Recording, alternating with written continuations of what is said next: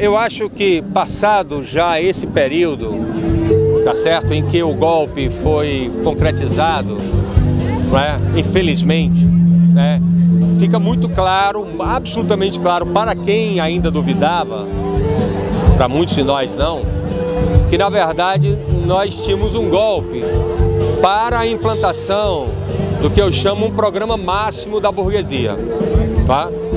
Com Lula e com a Dilma houve um processo de conciliação de classes, tá? A burguesia teve seus ganhos, mas houve alguma distribuição de renda, né? Houve alguns espaços de diálogos e debates que não permitiram, portanto, que houvesse, tá certo, um retrocesso, e alguns programas sociais efetivamente tiveram impacto importante. Mas essa política de conciliação de classes, né, que foi a política do PT, do Lula e da Dilma, ela se acabou, né, porque os caras perceberam, né, jogaram muito peso. A gente sabe que toda a arquitetura do golpe ela foi tramada envolvendo, né, os irmãos Koch nos Estados Unidos, né, que inflaram o MBL com a força da Rede Globo, né?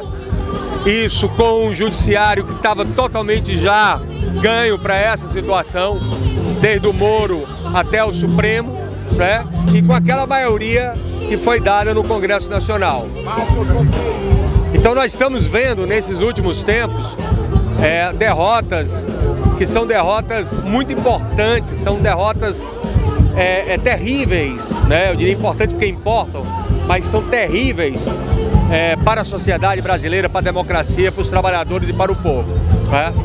A reforma trabalhista, ela coloca o Brasil num patamar, tá certo, quase que escravagista, né? O avanço sobre as áreas protegidas, né? A não demarcação das terras indígenas, né? A não demarcação das terras quilombolas, o fim de qualquer processo de reforma agrária, né? Isso levou inclusive a aumentar a violência no campo.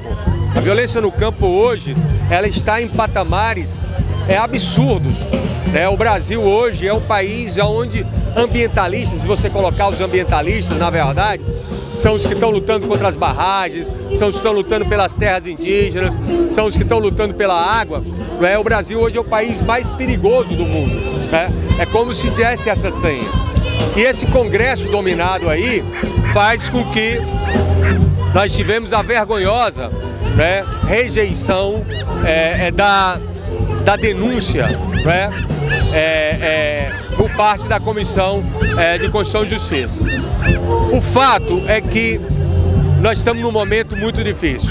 É claro que algumas questões ainda se colocam, né, como, por exemplo, as delações do Funaro, do Cunha, elas podem ter um impacto muito grande ainda nesses processos, tá certo? Isso aí é fato, mas me preocupa muito a apatia do movimento sindical, quero colocar isso, né?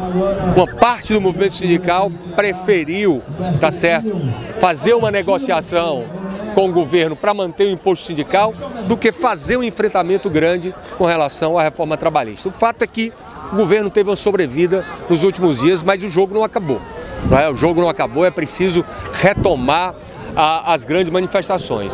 E tem uma questão que eu acho que é uma questão que eu tenho colocado em todo canto, eu vou colocar aqui, que é uma questão que tem que ser colocada para toda a esquerda. Qualquer candidatura, e o primeiro turno deverá ter, evidentemente, mais de uma candidatura do campo da esquerda, mas qualquer candidatura que se reivindique de esquerda, ela tem que colocar como seu programa a revogação de todos os retrocessos do governo golpista. Nem que seja através de um plebiscito. Ou seja, a PEC 55, que tirou dinheiro da saúde e da educação nos próximos 20 anos, tá certo?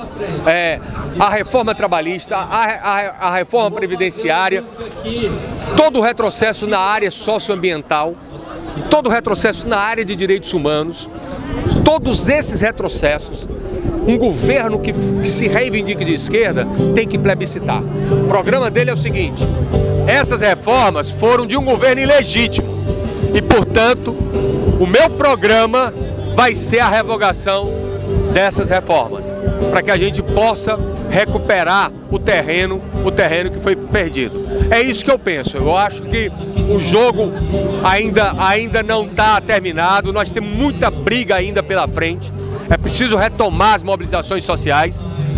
O governo está se animando para fazer a reforma da Previdência. A reforma da Previdência é um desastre, para os trabalhadores e para o povo, e é preciso, portanto, retomar isso. Essa esperança, aquele momento forte que nós tivemos no dia 30 de maio, abril, maio, foram meses muito importantes de mobilização. Nós precisamos retomar em todo o país para encurralar esse governo e esse Congresso que ali estão.